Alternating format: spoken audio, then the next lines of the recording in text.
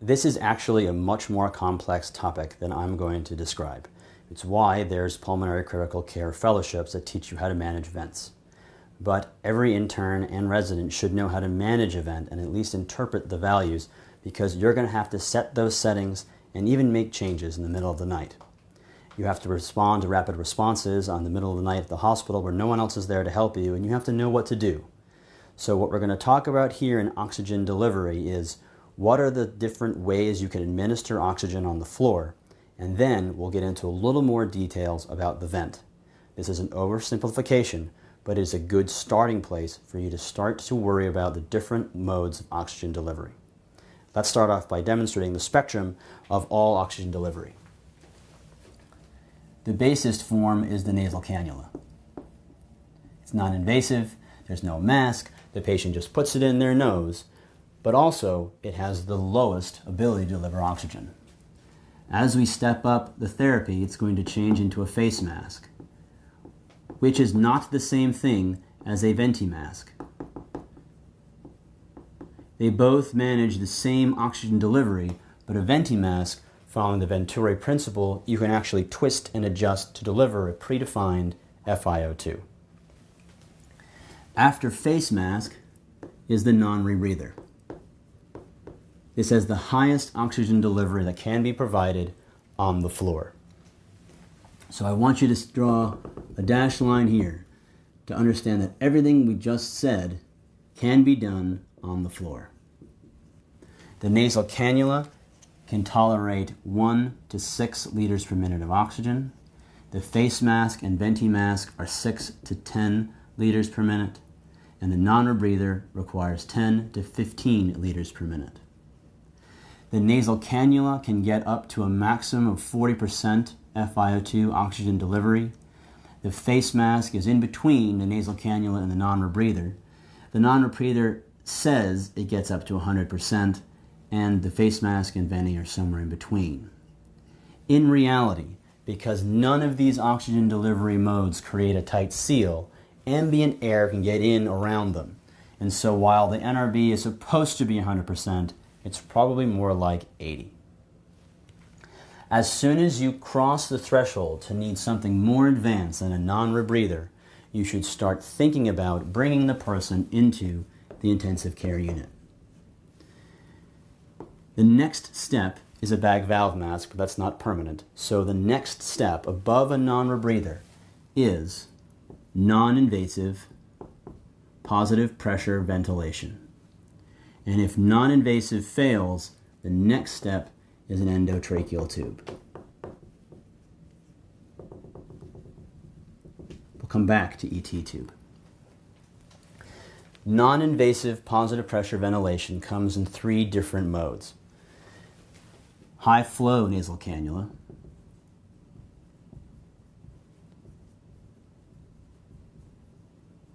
which requires 20 liters per minute of oxygen. And then in 2 other PAP modes, BiPAP and CPAP. They say that high flow nasal cannula provides just as much oxygenation support as CPAP and BiPAP. I have found personally in my own practice that it doesn't do as well, which is why it's below the non-invasive positive pressure ventilation, and CPAP and BiPAP are above in the schematic.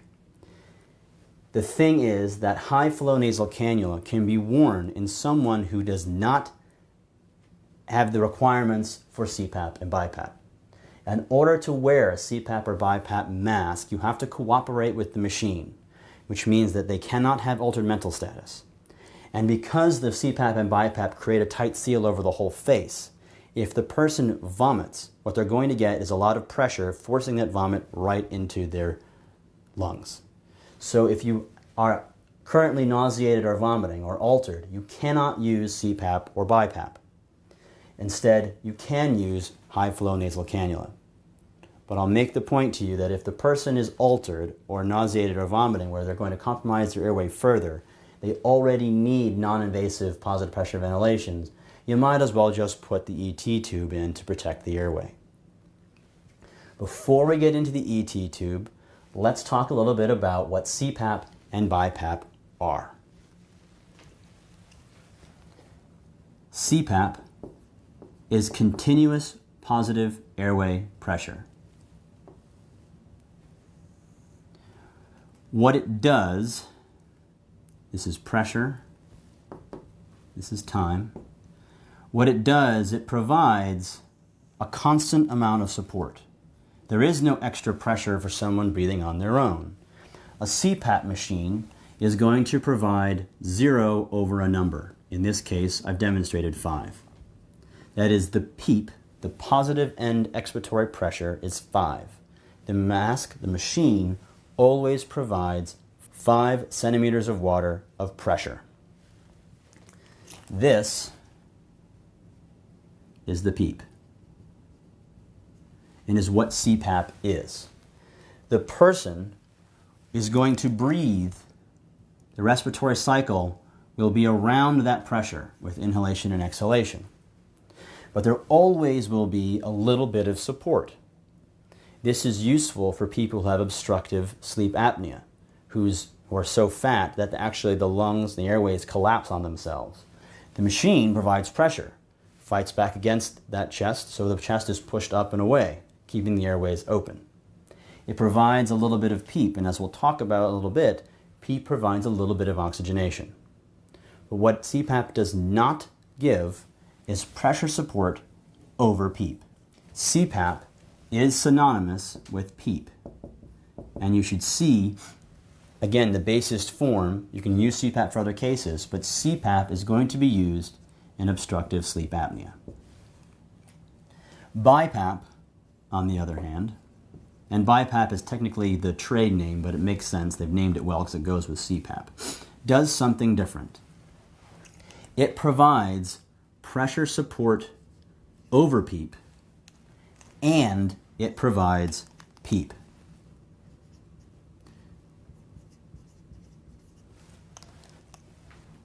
Pressure support over PEEP. And you have to be careful because different machines read this in different ways. That is to say, if you say BiPAP 10 over 5, it is actually ambiguous.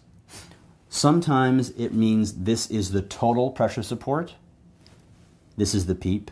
Sometimes it means pressure support over PEEP, sometimes PEEP. Let me just talk this out in numbers.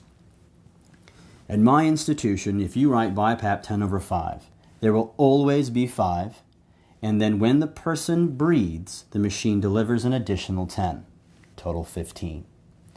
At another institution, this means that there's always 5, and then when the person breathes, they give another 5 up to 10. So you have to say, make sure your machine registers this as total pressure or pressure support over PEEP. Let's see what this looks like and it'll make more sense. We're going to zoom in to 2 respiratory cycles. This is still pressure, this is still time. BiPAP delivers PEEP, always PEEP. It'll never go below 5 because we set it to 10 over 5. When the person inhales, it will give them 10 more and then release it. As the person inhales, they give a pressure support of 10, sustains. As they exhale, the pressure support goes away. This height is the pressure support over PEEP. In our example, this value is 10 and the total is 15. What BiPAP does is takes advantage of natural lung mechanics. When you inspire, your lungs respond by how compliant they are. And we're assuming in this person that the lung compliance is going to be normal. You give 10 of pressure support, the lungs accept that 10, and when the pressure support is removed, the elasticity of the lung snaps back. That snapping back assists ventilation. So we're going to start talking about this right now. PEEP, oxygenation. Pressure support over PEEP, ventilation. Because pressure support over PEEP does not affect oxygenation, but instead ventilation, you're going to use this condition for patients who have trouble getting rid of CO2. This is going to be used in your COPDers. Now, this is a dangerous thing to teach, because if what you hear is BiPAP and CO2 retention, you will put BiPAP on an asthmatic, and you will kill them by inducing barotrauma. BiPAP is used for ventilation support in COPD, but never in asthma. It has to do with the lung mechanics. Take it for granted, BiPAP, COPD, CPAP, OSA, never asthma. If asthma is this bad, tube it. All right, so I kept saying the words oxygenation and ventilation, and maybe that doesn't yet make sense. I want to start talking about how you monitor and adjust these machines, and also we'll see it as the ventilator. Oxygenation obviously has to do with oxygen. And your goal is always to increase the oxygen. There are two things that can help you increase oxygen delivery. That is the FiO2 and the PEEP. This makes sense. If you increase the partial pressure of oxygen, that is, you give more oxygen in the machine, their oxygen in their blood should improve. PEEP is less intuitive, but if you remember FiO2 and PEEP increase oxygen, you're doing pretty good. The way PEEP works is by recruiting more alveoli. This may be getting into a little bit more pathophysiology than you need, but oxygen is diffusion limited. That is, the bigger the barrier, the less oxygen can diffuse. The more surface area there is, the more oxygen can diffuse. So if you give PEEP and you recruit additional alveoli, you increase the surface area of gas exchange, you make more oxygen get from the alveoli into the blood. So oxygenation, FiO2 and PEEP, increase FiO2. Ventilation is all about CO2. And generally, you want to get the CO2 down. There's a couple of ways you can do this. CO2 is not diffusion limited, it is perfusion limited. So that the more you breathe, the more CO2 will go off. It's all about the minute ventilation.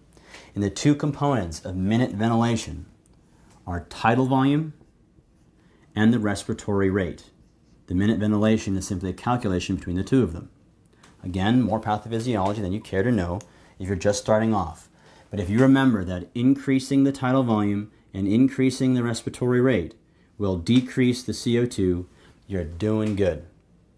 But as we just learned, there's another way to augment CO2, another way to augment ventilation, and that's to take advantage of lung compliance and elasticity, so that pressure support over PEEP, increasing pressure support over PEEP, increases ventilation, thereby decreasing the CO2. Let's talk a little bit about monitoring, and we'll come back to it in just a second. Ventilation is about CO2. The only way you can measure CO2 is with an arterial blood gas. An arterial blood gas gives you the pH, the CO2, and the O2. That's what you really care about. Oxygenation is all about the oxygen. And while you can use an ABG to monitor the O2, you can also use an external monitoring device. That is the pulse ox. You don't have to get an ABG in order to determine how someone is doing in regards to oxygenation. You don't have to get an ABG every time you change the PEEP or FiO2. You can just use the pulse ox, provided you have a good waveform and you can trust the number. All right, so let's come back now to CPAP and BiPAP and discuss them in terms of oxygenation and ventilation. CPAP provides PEEP and PEEP alone. PEEP we know is good for oxygenation. Increase PEEP, increase oxygen. It can also be used to support the structures of the airway to maintain them, which is why we use it for OSA. BiPAP takes advantage of elasticity of the lung by providing pressure support with each breath so that when they release the breath, the pressure support removes and the elasticity allows for better ventilation. It also provides continuous PEEP to ensure that they keep the airways open and recruited. BiPAP, COPD, set 2 numbers. CPAP, PEEP, set only 1. We're going to come back to this concept in just a second to help you understand control modes in the endotracheal tube. But let's start off by reviewing the different modes of the endotracheal tube.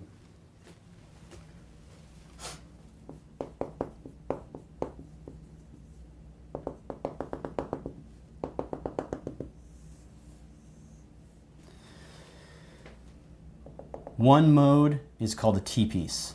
We'll discuss this last. This is not assistance, this is extubation. There is CPAP, also called pressure support, and as we learned, CPAP is only PEEP. So CPAP and pressure support of 0 over a number is CPAP. CPAP, pressure support 0 over a number, same thing. Pressure support with pressure support over PEEP is the same as BiPAP. So 2 of the endotracheal tube modes have already been covered. You do the same thing with the ET tube, only without a mask. You don't call it BiPAP, you don't call it CPAP, you call it pressure support, but you define the numbers, PEEP and pressure support over PEEP. These are weaning modes or assist modes. That is, the machine gives a little bit of pressure when the person breathes. In these modes, you do not set a rate. The person has to be breathing on their own. And because they are breathing on their own without any rate, these are also considered weaning modes.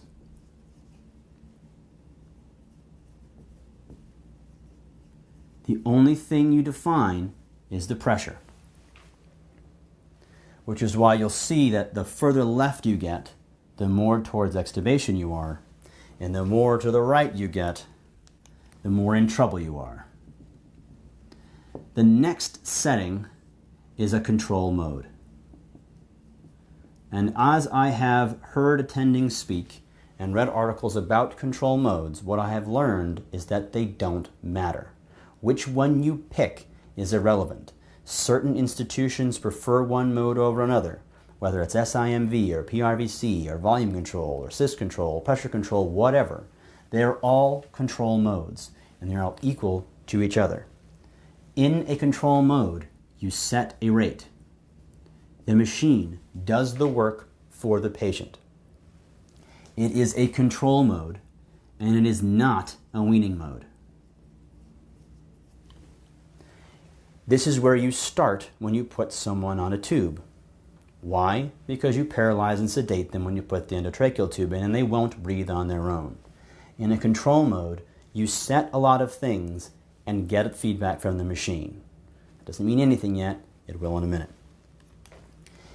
The most severe of the control modes, and this is when you get into ARDS, is going to be bi-level. We're not going to talk about bi-level because it's an advanced skill that pulmonary critical care is currently investigating. Just know that it exists. So if you want to sound smart and you're out of ideas with ARDS, say let's try bi-level. Most of what you're going to deal with are control modes and then the assist modes. Control modes set a rate, assist modes you don't. As you begin to try to get to extubation, what you're going to do is start at a control mode and work your way back. Pressure support, 0 over 5. That specific setting is considered a spontaneous breathing trial. That is to say, the resistance of the tubing of the ventilator takes about 5 centimeters of water. So that if you are at pressure support 0 over 5, you're having the person breathe on their own. If they fly, they can probably be extubated. In certain patients who are going to be difficult extubations, who have a high risk of being re-intubated, and we'll talk about that at the very end, you can use the T-piece trial. Remember, the resistance of the tubing is about 5 centimeters of water. In a T-piece trial, you disconnect the machine altogether. There is no support. Having extra endotracheal tube increases the amount of dead space. It increases the resistance of the system. It's actually harder to breathe through a T-piece than it is for me to breathe right now. If the person is going to be a difficult extubation, you give them a significant challenge which is harder than breathing on their own. If they pass a T-piece, they probably can have the tube out. This is reserved for certain patients who are going to be difficult extubations. People who are going to be easy extubations can simply have a spontaneous breathing trial, pressure support 0/5. Let's take the control mode and revisit CPAP and BiPAP and see how similar it is. In control modes, and let's just pick pressure regulated volume control, you are going to set a few things. You set the tidal volume, you set the respiratory rate, the PEEP, and the FiO2. In this mode, what you do is you say, I want to deliver a certain tidal volume. The machine is going to tell you how much pressure it took to give that tidal volume. It's going to tell you that in the way of the peak pressure. You set the PEEP, it's going to give a pressure to deliver the tidal volume. And so what you're going to see on the monitor is the PEEP under the peak pressure. Sort of the same thing as pressure support over PEEP.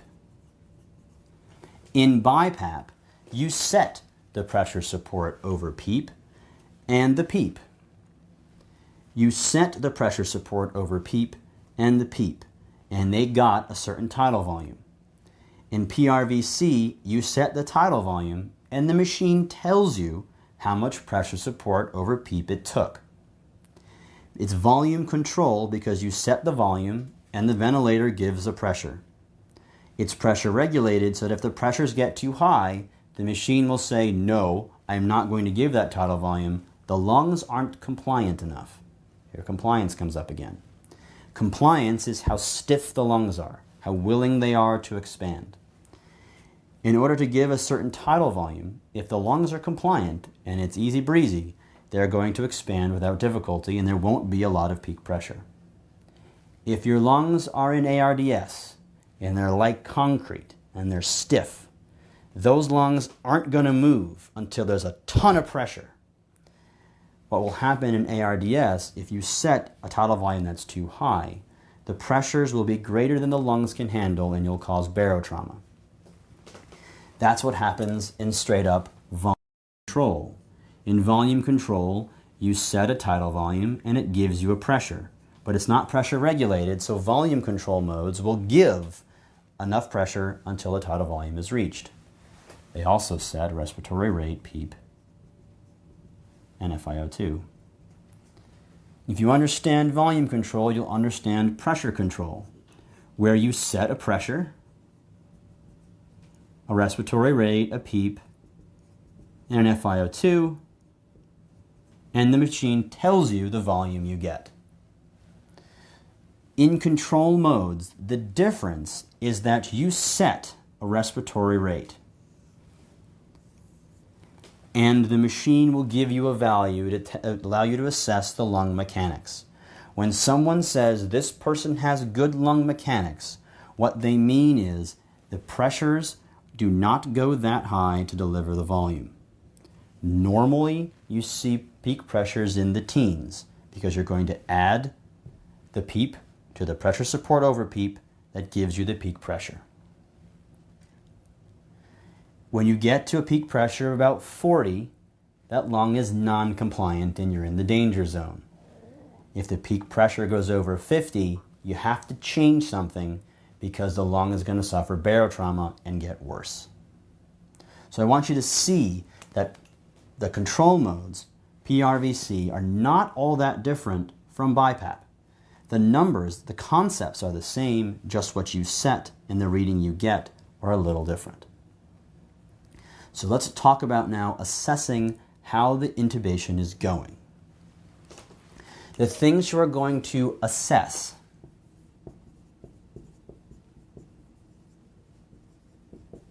are going to be the PO2, the PCO2, because you've intubated them for a reason. Either you need to get them ventilating more or you need them oxygenating better.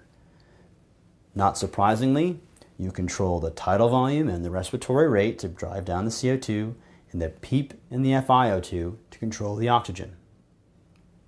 But then you're going to also have to monitor the peak pressure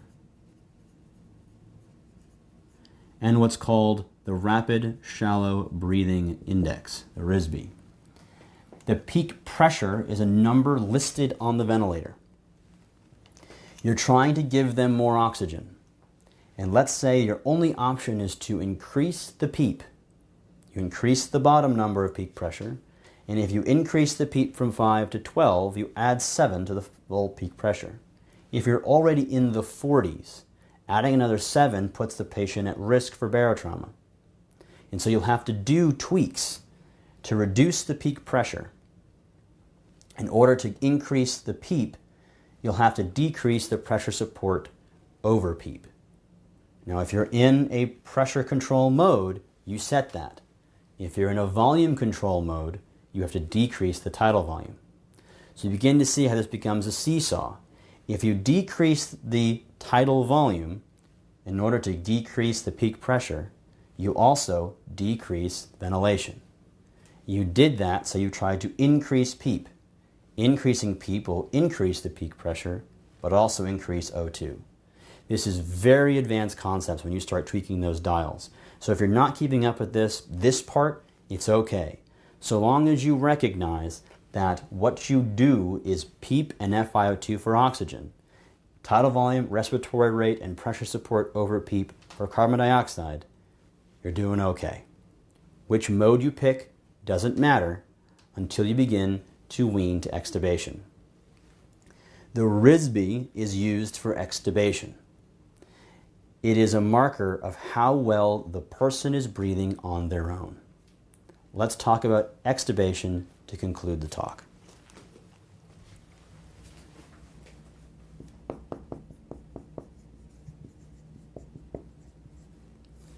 In order to extubate somebody, they should have a number of things. The first is they need to be with it.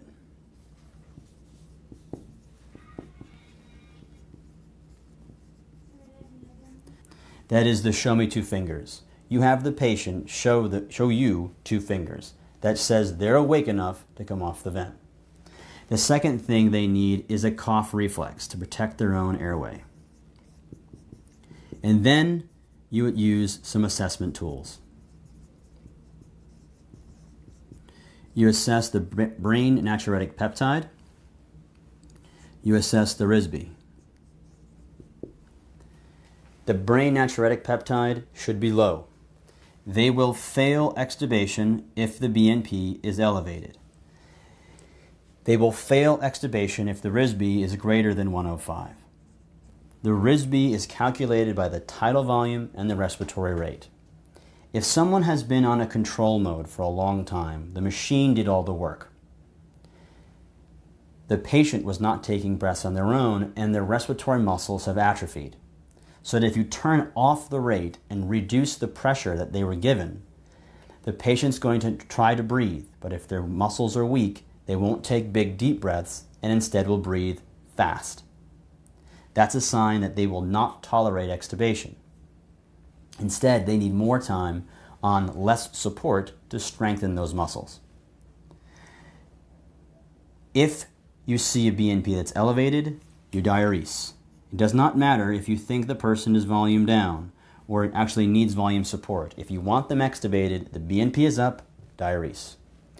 If the RSBI is greater than 105, you train them. That is, you decrease the support that they receive from the ventilator and make them work out. At night, you support them fully, put them on a rate. During the day, you take them off the rate and make them breathe on their own until they get stronger. And the way you extubate is by going backwards along the ET tube mode. You start at control modes and begin to wean them. You make them work in a BiPAP mode because there's no rate set.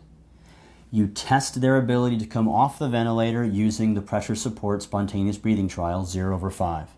And for those who are very difficult to extubate, those who have elevated BNPs or those who have been on the ventilator for a long time, you use a T-piece trial.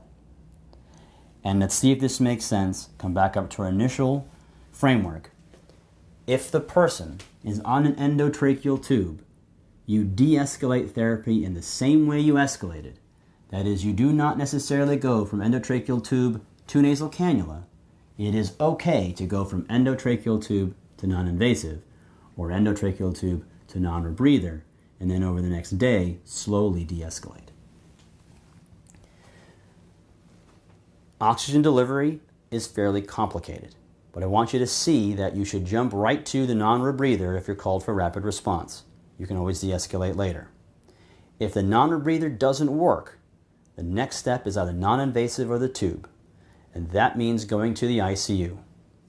Once you're on one of those modes, I want you to start seeing lung compliance and elasticity as means of generating values on the machine. You take advantage of compliance and elasticity in pressure support over PEEP in order to get increased ventilation. You monitor the peak pressures and compliance to see how well you can ventilate the lungs. And if you get nothing else out of this lecture other than PEEP and FiO2 oxygen, tidal volume, respiratory rate, and pressure support over PEEP CO2, you're doing okay. That is oxygen delivery. We make these videos for free, and we need your help. Please donate, because without your donations, we can't make any more videos. Please donate.